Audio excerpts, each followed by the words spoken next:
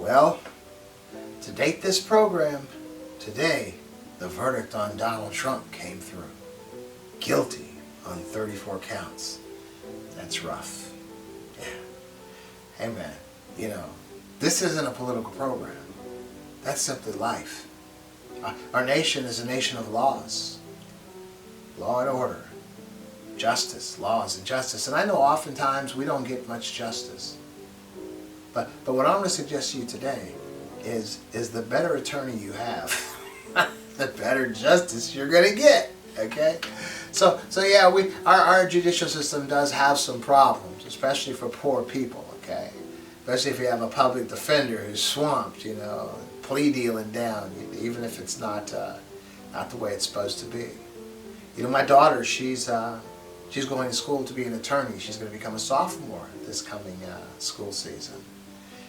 But we got her a new car when she was like 16, because she's a good kid.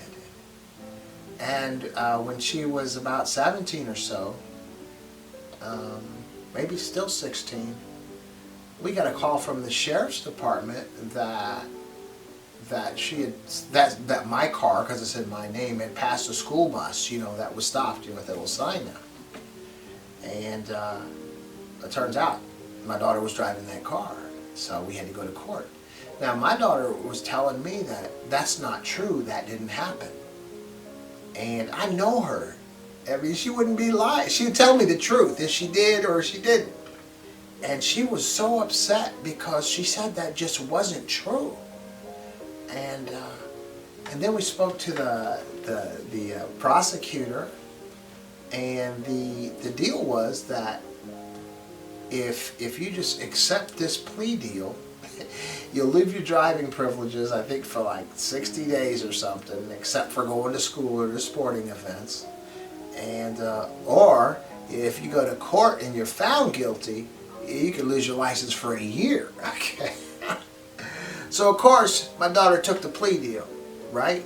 Because it just wasn't worth the chance. But she was so upset because she said she didn't do it.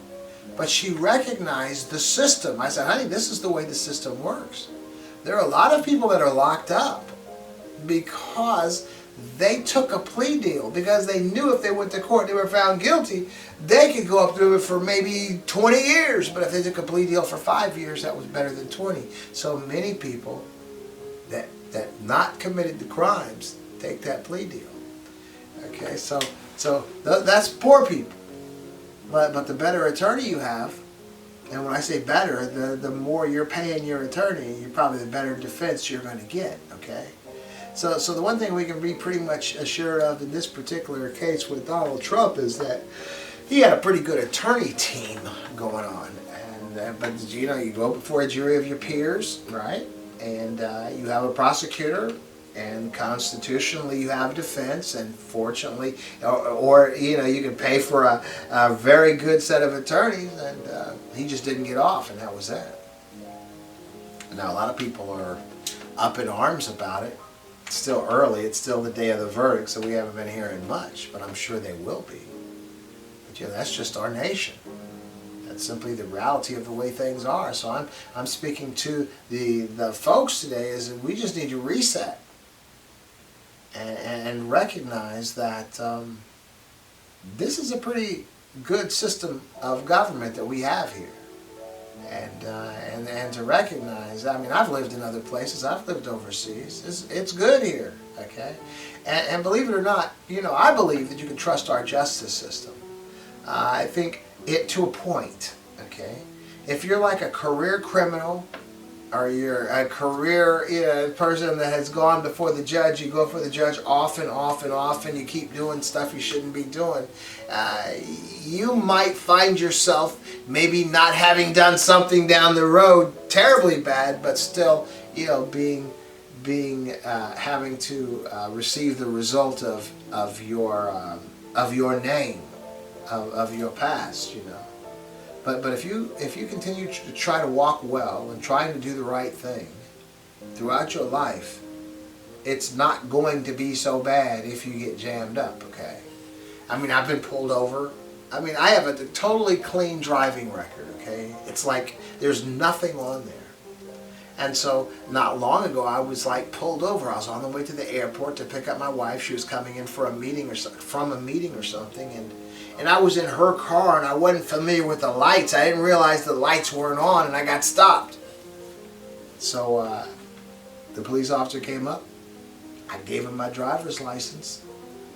We talked about the lights, laughed about it, and I was on my way. Now I could have tripped out with him.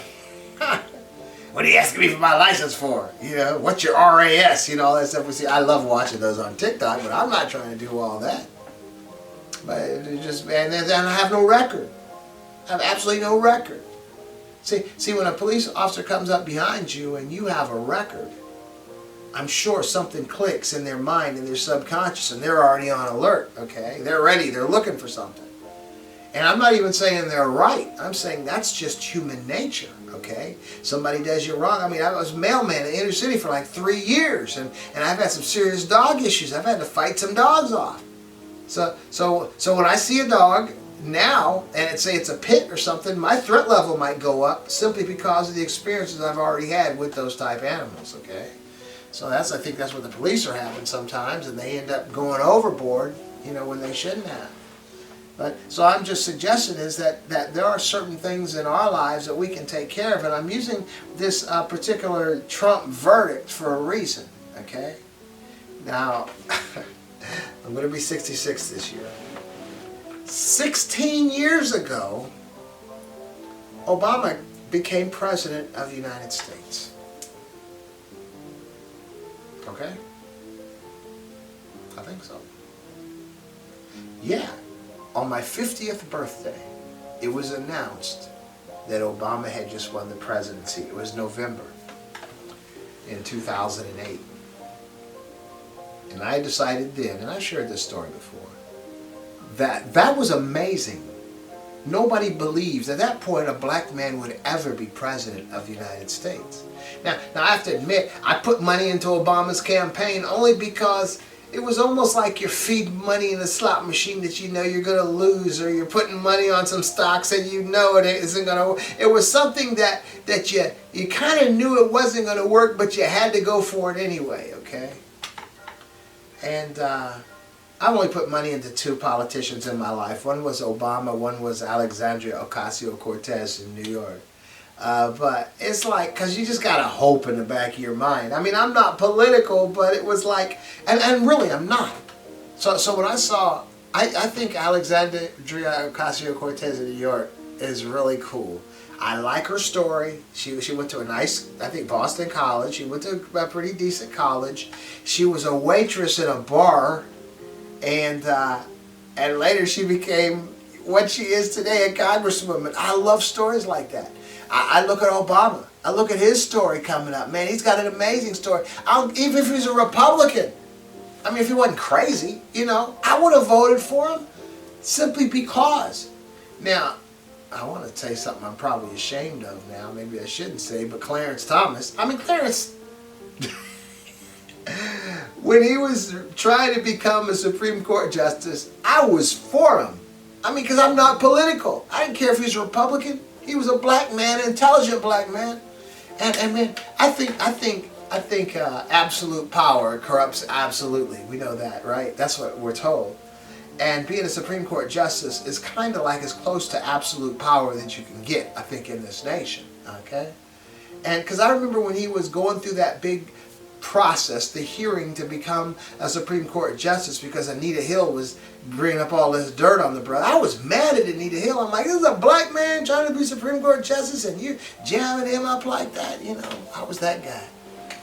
And I remember Clarence Thomas said something very deep. I know we have a lot of issues, many people with Clarence now, but this was then, before the current Clarence that we have today. But he said something so deep. He said, you know, when he was a regular judge, he had one particular mindset, you know, that this is who I functioned as.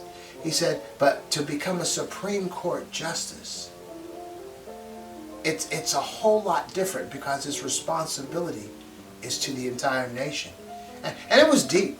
I can't quote it back the way he said it, but it affected me back then. That was a deep statement, okay? And so I'm just saying that the political party is not that big of an issue to me. Righting wrongs in a nation is what is a big deal to me. See, a lot of people think that, well, black people are all supposed to be Democrats, and a lot of the Democrat ideologies are pro minorities nowadays. The Republicans will talk about how back in the day, Lincoln was a Republican, well, all that stuff. But it doesn't matter to me, man. It matters to me that rights are wrong. And to me, to have total equality in this nation, say just the black people, we're not talking about Native Americans or anybody else right now, just say total equality with black people right now means that there will be black people free to be Republicans or Democrats. Means that a black man doesn't need to follow a certain set of whatever. True equality is true equality. That an individual can be whatever they wish to be and not be persecuted for it, okay? And so like I'm not looking for the jails, I know, Angela Davis, one of my heroes from back in the day is on this kick, about letting all the black men out of prison. I ain't trying to do that. I did the juvenile detention center ministry. Unless folks are well, they're right where they need to be, right? So I was never a person that felt like black people had to all be set free, or even that you had to be more lenient on black people when they went to court. I just say, no, you got to be tougher on white folks. Make it equal, okay? That's all I'm saying. That's what true equality is. So to me, it didn't matter if the black man was a Republican or a Democrat. Now, what I see in politics today, I see a lot of tap dancing, black folks that just want to be, and the white folks are the same way. I see a lot of politicians, they're just going to do or say anything to the people that they believe are going to vote for them. That's on the right or the left. Now, see, I don't buy all that. See, what I want to see is an equality, but I want to see an honesty. I want to see an integrity among folks that they're going to do the right thing, and then the equality is like icing on the cake. Okay, but it's very important. But it's very rare. What I like to see? I'd like to see a politician that will just leave office if he can't do something honorably. Okay, I'd like to see that too. I think they have a responsibility to us that they've advocated, that they're not really representatives of we the people. And I'm not speaking from any side of a political party right now. I hate that. I hate the lines drawn in the sand and the fighting and bickering. We're all Americans, period.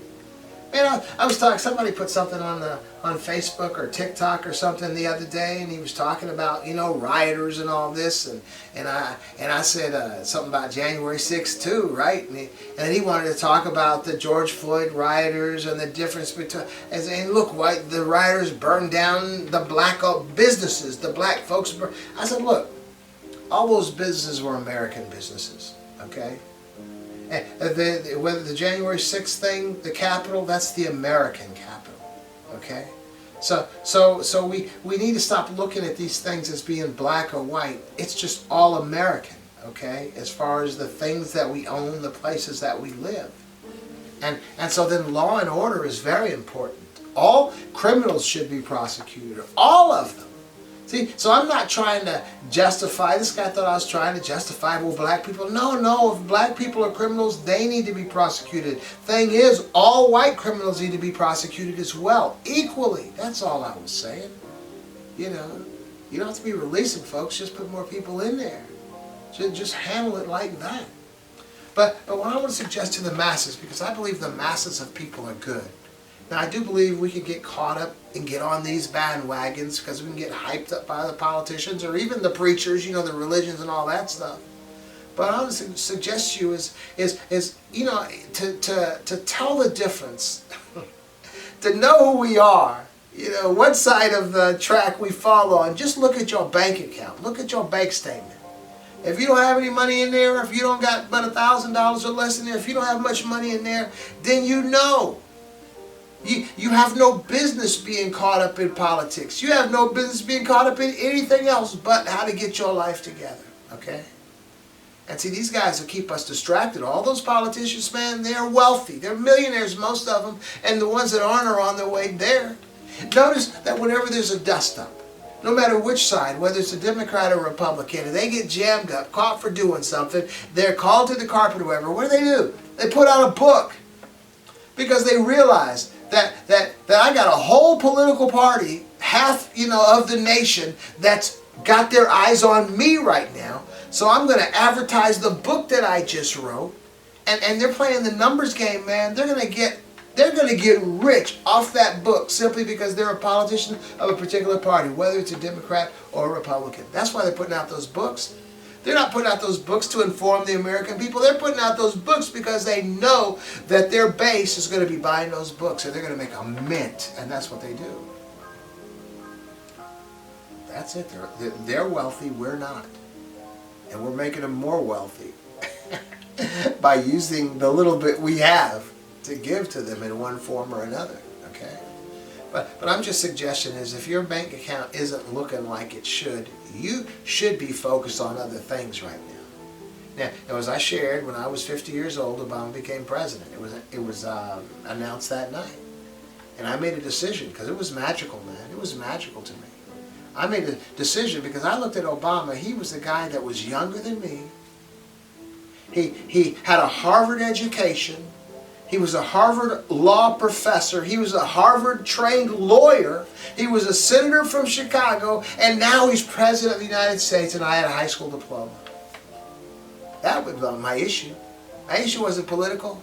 My issue was the fact that somewhere along the line, I must have dropped this ball. Because I'm 50 years old, and I have a high school diploma. Now, I had a good job. I was making money. But it was just the point of it that I could have taken advantage of more opportunities before me, but I hadn't. So I decided that night in November that I was going to go to school in January, the local college, Sinclair College, and I was going to get an associate degree. Well, guess what? After the associate degree, I kept going. Ended up getting my bachelor's degree. After a bachelor's degree, I kept going. Ended up getting my MBA. When I was 60 years old, from age 50 to age 60, I earned my associate degree, bachelor's degree, and my MBA. Simply because I was inspired. And what I want to share with you today is that inspiration is what you need to focus on. I call it get while the getting is good. It's like if somebody was focused on you negatively, somebody's chasing you, whatever, and all of a sudden they get distracted. When they get distracted, you start running, right? So what I'm saying today is that whenever there's something odd or something unique or something that funny happens, within our environment, within our society, even within our nation and all, that you need to take advantage of that and look around and recognize, ask yourself, is there something that I can do that's different right now?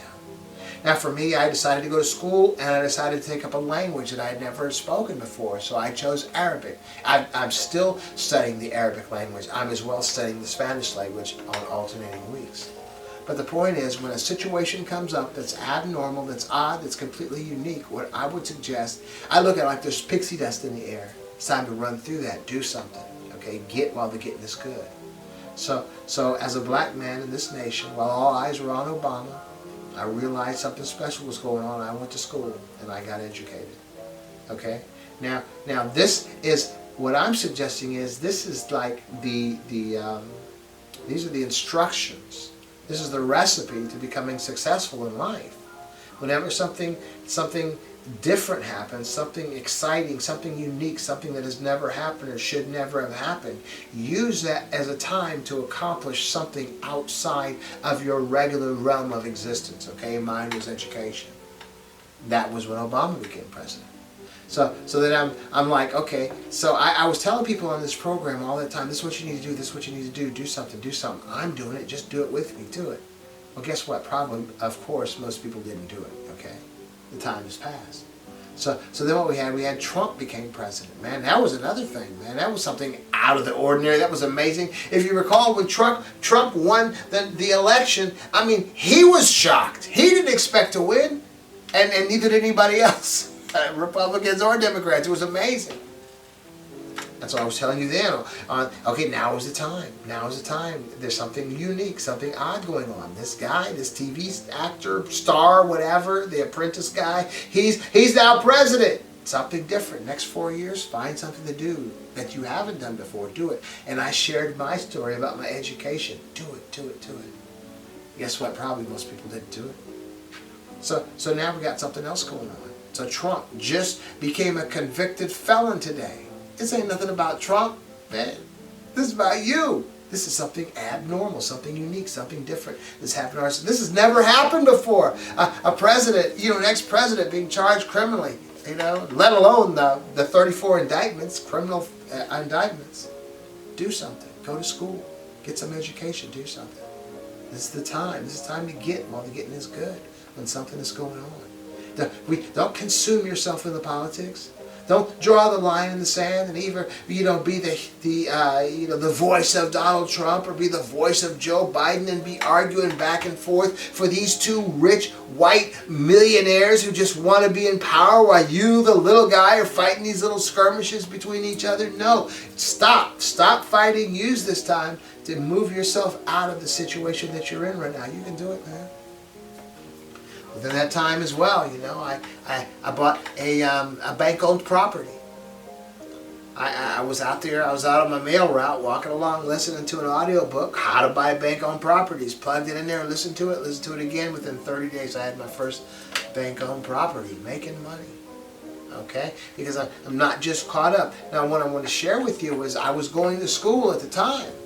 So, the time I'm going to school, my mind is in this different mode, my worldview is expanding, I'm in school. That's what school is for you. It may not be about the degree, you may not even get a job in the area of your degree, but each time you go to school, each time you get a degree, your worldview has been expanding. You are changed, you're not the same. So my worldview expanded. I would have never thought about having a bank-owned property, being a landlord, making investment income every month.